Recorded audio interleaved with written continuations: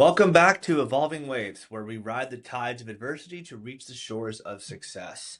Today, we are honored to host an extraordinary guest whose story exemplifies the power of community, joy, and impactful action. Meet Katie Blomquist, the founder and executive director of the nonprofit organization Going Places, also a social media expert, college adjunct professor, nonprofit coach, and speaker. Katie's journey began as a Title I elementary school teacher, where she recognized that every child deserves the fundamental right to joy. This belief ignited a remarkable GoFundMe campaign in 2016, which is aimed at providing new bikes for 650 underprivileged students. The campaign not only went viral, but also raised over $80,000 in just 3 months, laying the foundation for her nonprofit. In the years since, Katie has raised enough funds for Going Places to give over 5,100 children, that's 5,100 children, a new custom bike, lock, helmet, and bike pump. In addition to her nonprofit work, Katie has shared her expertise on platforms such as The Steve Harvey Show, ABC World News Tonight, and Nightly News with Lester Holt, empowering other leaders to create meaningful change in their communities as well. So join us as we dive deep into Katie's journey, the challenges that she's faced, and the invaluable lessons that she's learned along the way. Get ready to be inspired to take action and create a positive impact in your own community as we welcome Katie Blomquist to the Evolving Ways podcast. Katie, thank you so much. Thanks for having me. We are so happy to have you.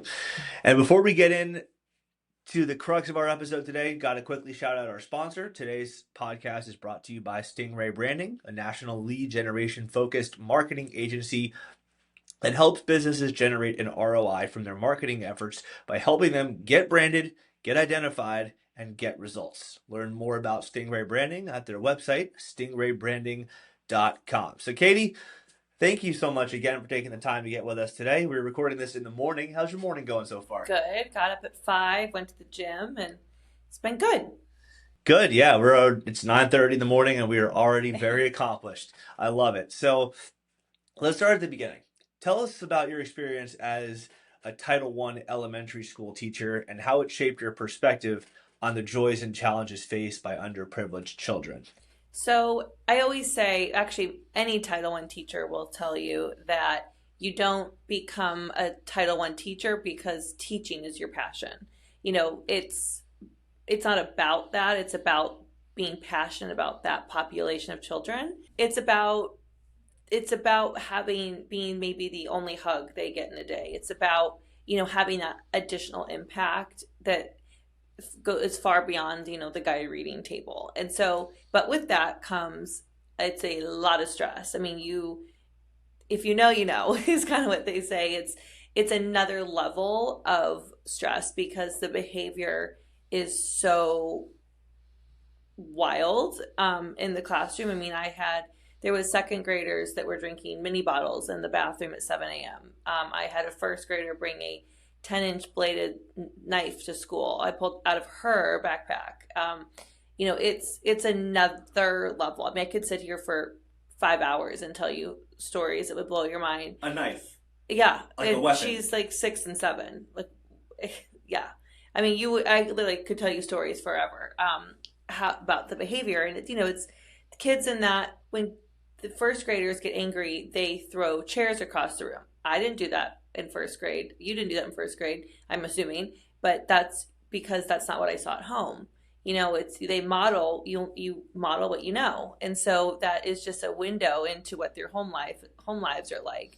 And so, it was a very high stress environment, and that's why the teaching lifespan of a Title I teacher is typically 6 years, I think they say, and I lasted 5. So in most Title I teachers leave and completely switch professions.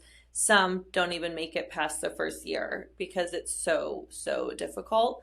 But that only further emphasizes how the importance of trying to bring positive things into these kids' lives and instill in them all these positive behaviors, and that people do care about them, and there's all these great things out in the world that you can go do. We just have to get through school and all of that. So, can we just, before we go any further, can you just give us the definition of exactly what Title One Oh, yeah. is and exactly how it is classified? Yeah, so Title One means that 40% or more of the children enrolled live at or below the poverty line, which means those kids are on free and reduced lunch. I know for a while, like during COVID and for a couple of years after, all the kids got free lunch, whether you were, it categorized that or not. But now I think it's back to just, if you're at or below the poverty line. And so that means that they receive extra funding from the government. The school The school does, does, yes. If 40% of or the more, yeah. student, okay, got it.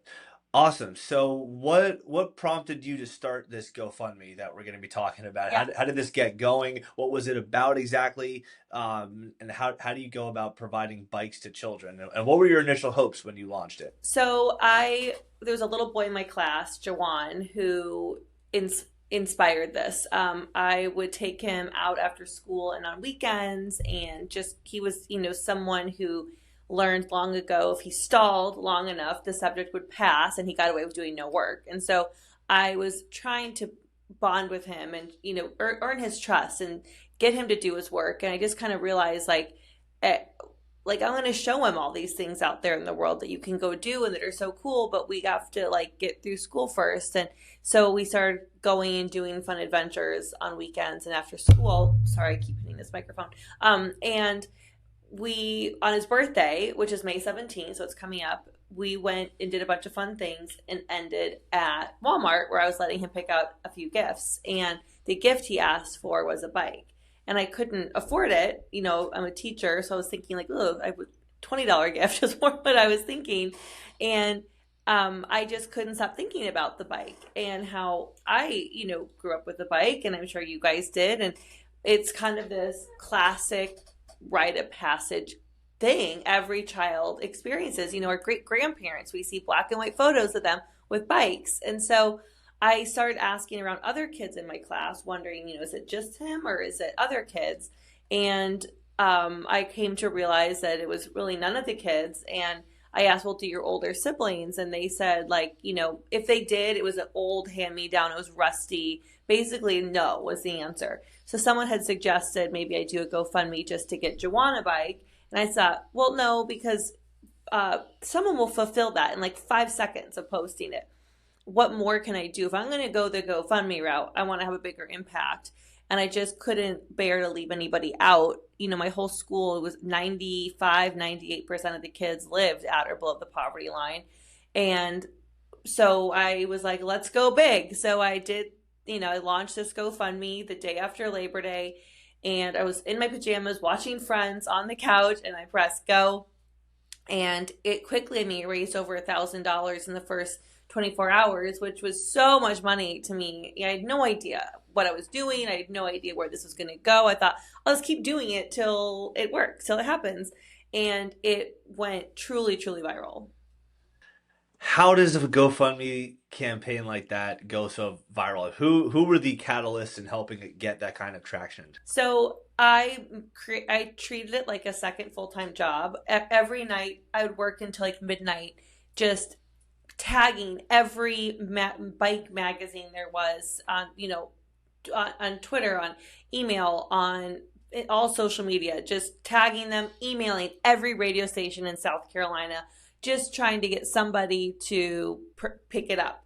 And people start sharing it. And I think the number one thing that makes something go viral is it's the ambition level that's greater than what the average person is doing.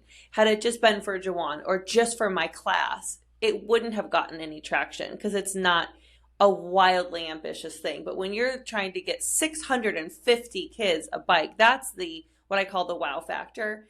It's it literally makes you say, wow, oh my gosh. And so people got really attached to that. The second thing that makes it go viral is that it is something we can all relate to. You either had a bike or you didn't.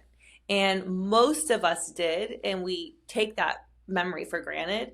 And those that didn't, it was a major thing in their childhood they wish they had had. So everyone can relate to it. That's the other big thing. And it pulls at your heartstrings one way or the other.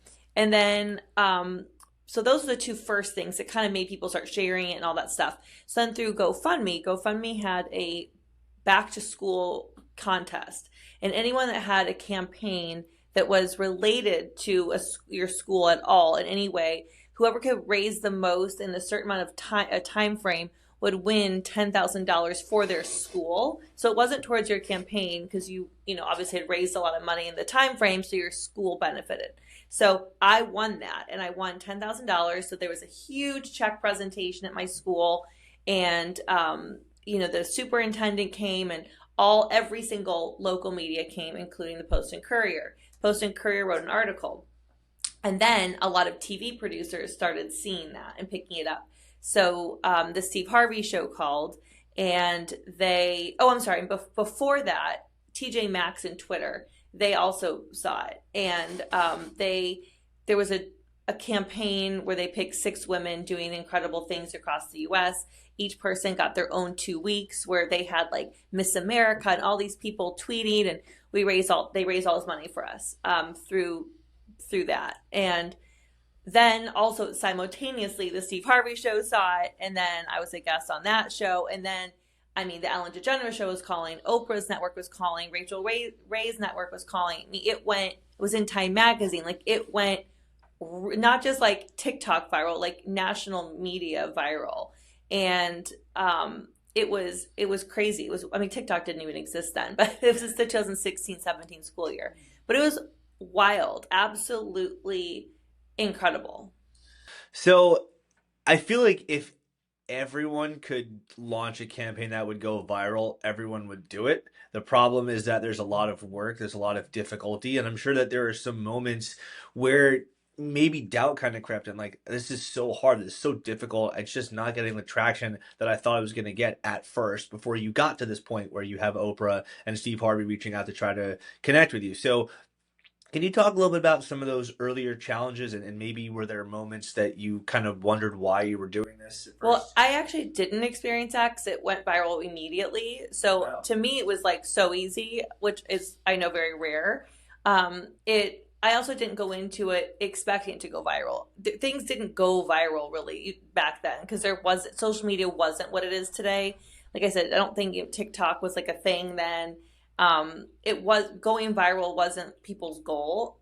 So I didn't even set out I had really no goal except I'm just going to raise this money and see what happens. Like I didn't even think about getting on national media. I don't even know. I didn't even have a plan or expect any. I don't know what I was doing really. I just was doing it.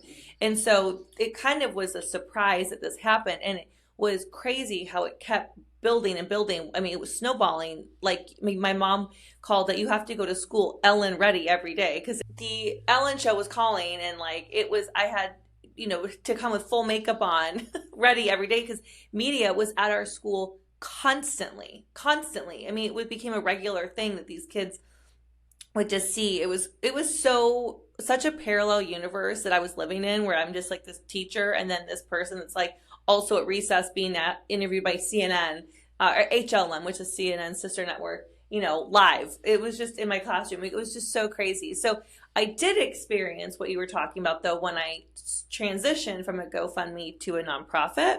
That's when I was so jaded with this is so easy. Like it was not reality what I was experiencing, or with the norm. I guess it was reality for me, but it was not common. And so when I quit teaching and I started the nonprofit Going Places, I was kind of expecting it to be the same momentum. And it got, in my mind, I'm like, well, now it's a true nonprofit. Now it's tax deductible. Of course people are going to even donate even more. If they donated all this before and they couldn't write it off, why wouldn't they now? And it was just totally different, because now people viewed it as a business and not just a teacher doing a nice thing. So that was the shock. And I thought, oh my gosh, I've quit my job. Like, what am I going to do? And I'd already, made this proclamation to the world that this is what I'm doing. And it was very scary. And I cried a lot. I had become good friends with the global PR person for GoFundMe because once a campaign goes that viral, she gets involved, and she was sending out press releases, to a lot of the top media, which is what continued to have it grow. And she was like, "That's that is a reality. Like that's unfortunately what happens a lot when it becomes a, something beyond the GoFundMe." So I just started reaching out to every single nonprofit. I mean, first of all, I have never taken a business class. I have know nothing about business. I've aside from volunteering in not with for nonprofits, I have never run anything in my life. So I'm literally like a sheet in the wind here. And all I know is I'm good at connecting with people and I'm good at getting word out. But everything else, I'm like, did not know how to build a board or anything. So anyone that would meet with me, and I know the whole can we meet for a coffee and pick your brain thing is the most annoying thing you could ever get asked to do. But I was like, someone's got to do, I'm sure eventually someone's got to do it. And people did. And slowly I just started surrounding myself with the right people and building it. And we had some money left over from the GoFundMe because it went viral when we went viral twice, when I launched it and then we actually gave the bike. So there was some money in the bank. So it just kind of grew from there. That's quite spectacular. Katie, that's an amazing story, and honestly, I was hoping to get a little bit of insight as to where the frustrations were with the GoFundMe, but if there weren't any, then that means that it couldn't possibly have been any more successful. But so all right, so let's go back a little bit though to the first time that you fully understood the magnitude of what you were doing. Was it the first hug you got from a kid?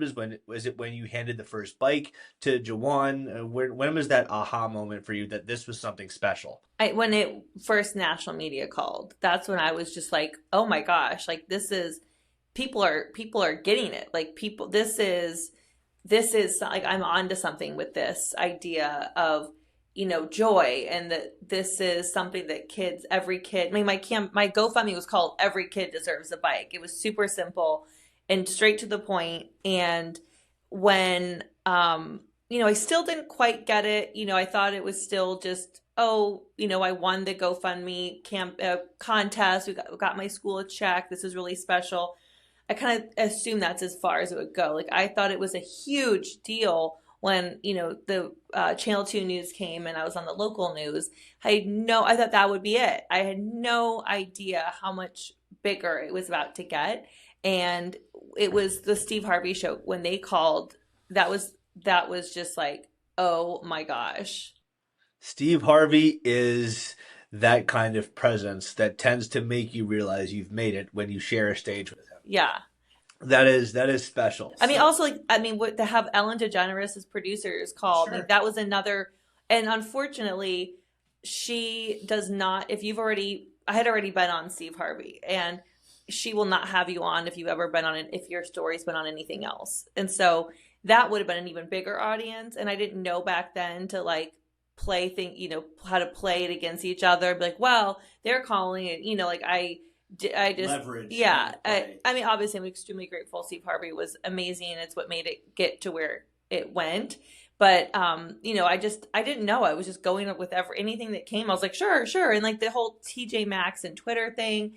That was wild to see all these people. They made me this book afterwards of all these tweets people had made because they had to use a certain hashtag that was assigned to me for us to get them. And every time they did it, we got a certain amount of money. And they made me this like really nice book with all these tweets and pictures of me with Joanna in my class. I couldn't believe it. It was so cool. So, yeah, obviously a lot of success there with that GoFundMe campaign. Something that I'm sure continues to be a source of great joy and pride for you. Let's talk a little bit more about the launch of Going Places, though. So you have this great success. It's awesome. Can I say you're famous? Is that a fair statement to make? No, I'm not famous. Well, the campaign went famous. The campaign is famous. The GoFundMe was. The GoFundMe is nobody famous. knows me. It's, oh, are you the bike lady? Like it's not about me, so there's no reason to remember me. It's just, oh, you're the bike lady. People will stop me sometimes in Charleston and be like, wait, you do the bikes, right? Like, you're the bike lady. Like, I've had Uber drivers be like, wait, oh my gosh, I've been following you since day one. And like, so, but it's, so that is really cool. Okay, so I think it's fair then to call the GoFundMe page famous, at least in terms of those who want to do great things for each other in the nonprofit giving sort of world. It's famous there. But going places, as you said, was something new. You had to quit your job as a teacher to go and launch going places. You didn't have any real experience in business before. So how did you have to sort of learn that on the fly as you were going into the business world, and what did you learn right away? Yeah, I mean, like I said, I just called anyone that was in the nonprofit world and was like, "Can you meet me for coffee? Like, I just need to pick your brain." As everyone hates that email when they get it, but I people did and helped me with, I'm like, what do I do? Like, I didn't even know there was, the software you need, that your donate button, and who needs to be on your board. Like, I just had like friends on my board who like supported me, and that's not a professional board. And everything, it was just, I had to learn it. And so though, my friend Adam White, he actually saw me on the news. This is so funny. So I was on the news, and it was I think like the, I don't know, was it 11 o'clock news, 10, whatever, like the latest broadcast was pushed really, really late because there was like a basketball game or something on that was like the final. So all these people were up still watching this very important, whatever. I'm not a sports person. I was waiting up to see me on the news. It was one of the first times, and since the GoFundMe had ended. And I think it was announcing that I had started this nonprofit. And I had taken an Ambien, and then it aired, and I was like, okay, I'm gonna go to bed. And then I get this message from Adam White, who had been on another board before. He's heavily in the nonprofit world. He used to work full time running a nonprofit and all this stuff. And he reached out and was like, asking me all these questions and wanted to interview me for something. And I was like, oh my gosh, I just took this Ambien. I'm like trying not to sound like I'm drunk or like I was trying to be, I was so excited and was just trying to like communicate with him. And so he ended up joining my board. He just gave me all this free advice. And I was like, you've more than earned a spot on my board. You want to be part of this. And so he really, really helped guide us and help create, things I didn't know what bylaws were, that we needed them. I didn't know anything. So he was hugely instrumental in helping us, get that building place. And, we're 8 years in now, and which is insane to me, like how quickly time flies. But we're done building, and now we're growing, and there's a big difference in how you do that. And so we're still kind of learning, like, okay, how do we grow versus build? We spent 8 years, building this. So it's been really, really fun to see the community get so excited and want to be part of it.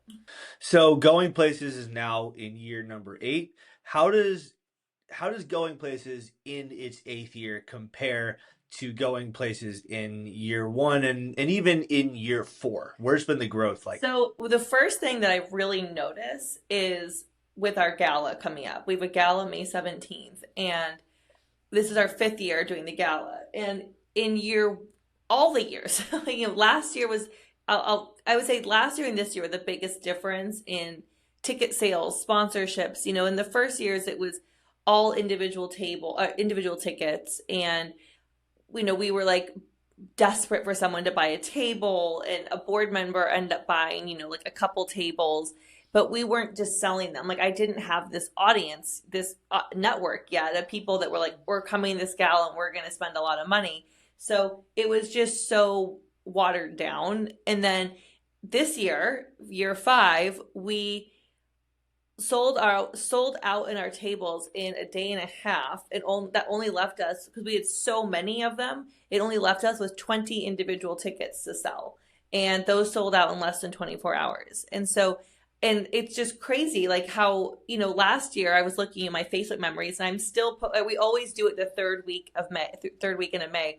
I'm still posting, like, get your tickets, and we sold out tickets long ago already. So just the fact that people are wanting, and a lot of people I don't know every year, it's new people who hear it from friends or people who bought tables transfer into becoming a sponsor because they really get to, you really get to learn about the mission and stuff at the event, and we really prove ourselves and wow people. And so then they want to be more, have a larger hand in the event. So that was a huge indication that we are really, because, other nonprofits that have been around forever and have had their galas around forever, you don't see them advertising their gala. They just have the same people that come every year. They don't even sell individual tickets. It's just tables. And we've had to go on the news. We've had to write press releases. We've had to post, get people to post for us, trying to get word out. And now it's like, oh my gosh, are we becoming like one of those other nonprofits that just have this, are we at that level now? Like next year, do we only do table sales? Like it's just wild to see that support get to that level and people spending so much money at the gala. It's really, really cool and emotional just when you're at the gala to be like, oh my gosh, all these people believe in us. So that's been really cool. And then just, year round, like when we get, checks in the mail that we didn't ask for, or that kind of stuff just shows that we really are growing. So the next question I had to ask you was about how your journeys empowered others, and we'll get to that in a second. But speaking of empowering, where is our friend Juwan right now these days? He is he's about to turn 16, which is insane because he was 7. I was his 7th birthday when we did this. And the gala is actually on his birthday, which is the day it all started. I could cry. It's just really cool. So, and my dad shares a birthday with him. So it's just kind of this, oh my God, I'm crying. Sorry. It's just really cool. But yeah, he's in 10th grade and he's, doing great. He's really involved in his church, which is really great. He is doing track, which he loves. He's part of this group. Of course, now I forget the name. I know the executive director of it. It's raising it's like something gentlemen, where they have to earn their bow tie and they learn how to be, a gentleman, and it's really, so he's been heavily involved in that.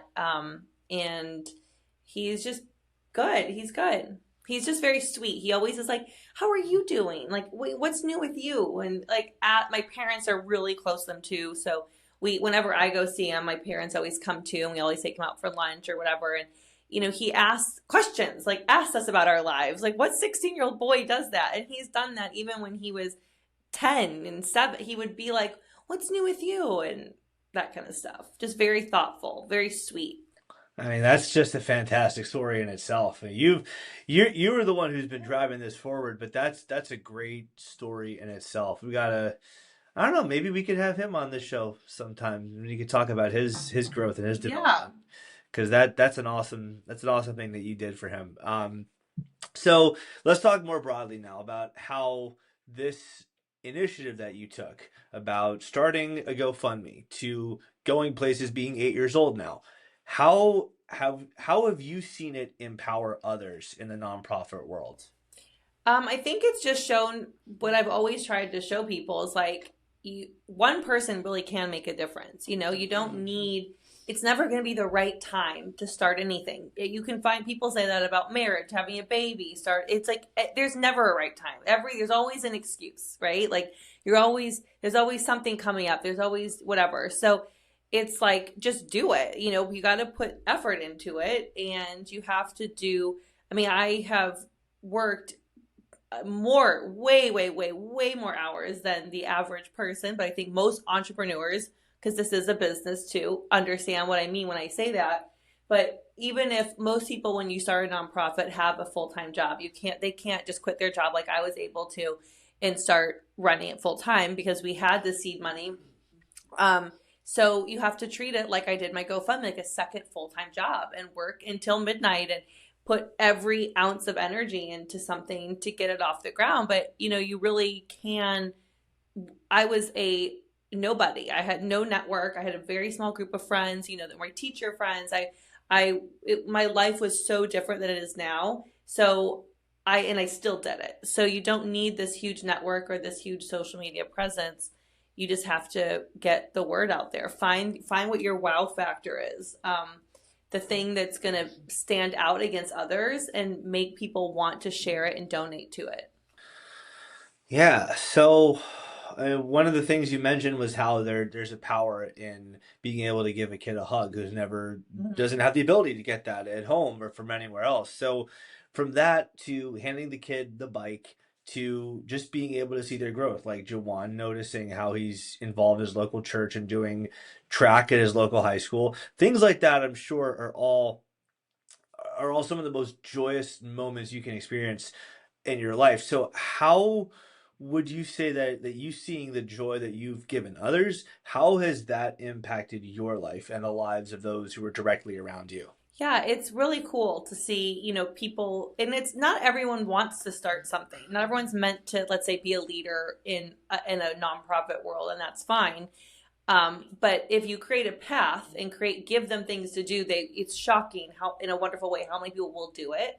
So I see that like with our need for volunteers, and we have to build 4, 5, 600 bikes in 2 days. People show up, and so you're giving them this way to give back, and I always say with us, it's not, show up, do something for a couple hours and leave and just have a good feeling. You get to see the impact of what you do. You could donate and buy the bike and then come build the bike and then come to the bike reveal and see the kid get the bike that you bought and built.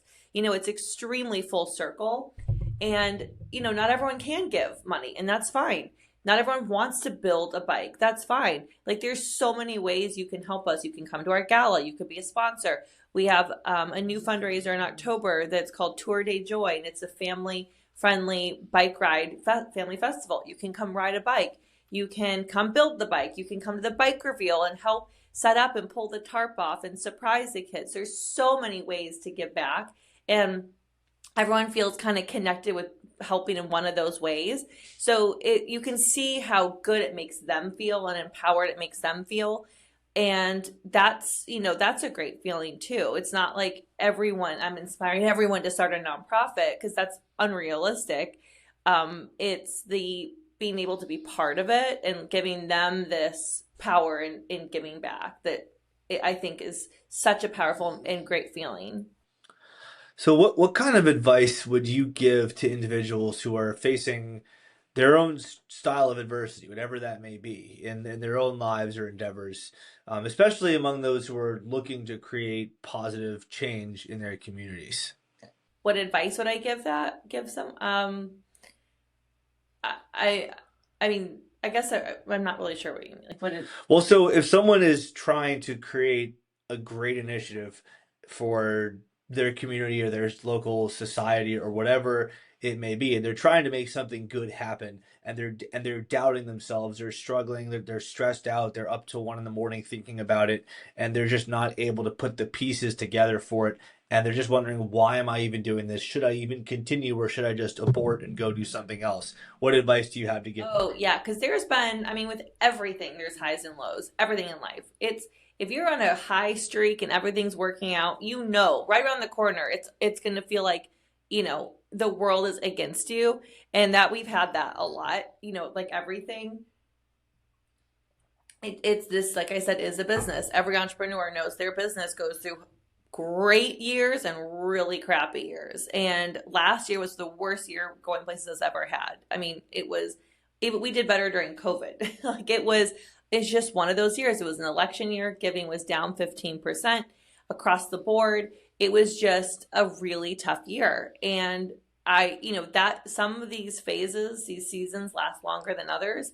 You feel like the entire world is determined to make, Going Places fail, and you just have to wait and keep, if you do nothing, nothing's going to change. So just finding, how am I going to fix this? What can I do to fix this? And seeking out those solutions, and not just complaining about it, not just sitting in bed crying about it, but like, you have to do something to make it change. So, seeking those things out and knowing that it's right around the corner are those wins. They say good things come in threes and bad things come in threes. And we're finally, turned a big corner, and so many good things are finally happening. I'm like, oh, finally, we're out of that longer, really bad period. And it doesn't mean that other bad periods won't come, that hopefully will be shorter than the whole year. But I would just say, you have to actively seek to change your situation. I mean, it's just like when things in your own life are going bad, you have to just, you can't be someone that complains about it. You have to seek the change. And if that's, you need funding and you don't know how to get it, are you applying for grants? I mean, mostly nonprofits over 3 years can get grants because you need like financials to back up what you're doing and that it's sustainable. But hire a grant writing coach is insanely expensive, and you're not even guaranteed the grant. So we hired a grant writing coach who worked with me over 8 sessions. We built me a whole grant template, and now I can apply for grants. Like, we seek to change, and I work, and we're up to like 11 at night lately, applying for as many of these as we can get. And it's just, we added new board members so we could add, some new blood and get some new energy. And we are keeping our same board members, but we want more people to help us, get the word out and exposure. So we just did those things amongst others to change our situation, and it worked. It's not instant. All these things take time. For sure. Everything in life takes time. Everything except for your virality, I guess, of your initial GoFundMe. Yeah, that was very rare. Yeah. Everything else takes time. I think we can all assume that things that are worth celebrating take time and effort. So how has your personal understanding of success and what a successful campaign is since started Going Places? How have these impressions of what success is, how have they evolved in your mind? How has your definition of success changed from when you first started your GoFundMe campaign to now, after having just gone through this difficult year? I mean, with the nonprofit, success is funding. I mean, that's just, it's extremely black and white. If you are a nonprofit and you are based off of getting money, then if getting funds is what makes you successful. If we don't have funds, we can't support our mission. So, it's, for us, it's always been about getting the funds. And in order to get the funds, you need people to support you and believe in you. So, it's getting people to believe, with a nonprofit, someone gives you money and they're not getting anything in return except a good feeling and a tax receipt. They're not getting a product. They're believing that you are going to be able to put this, you're not going to fail, and their money is gone. And so it's, the success is getting these, big companies like Boeing. They've sponsored an entire bike reveal for us every year at Christmas time. And so that's huge. A huge, major company is believing in us, that we're their main charity they support every year is huge. And we had a family foundation in Arizona fund, it was 130 bikes in Arizona. So we got to do our first out-of-state bike reveal, and so getting people to believe in you and give you these huge sums of money, and then for me to pull it off and see them happy and the kids happy, that is what I think, really shows that we're successful, because then they're going to also tell other people, and it's that word of mouth and the trust. Trust is key, for sure.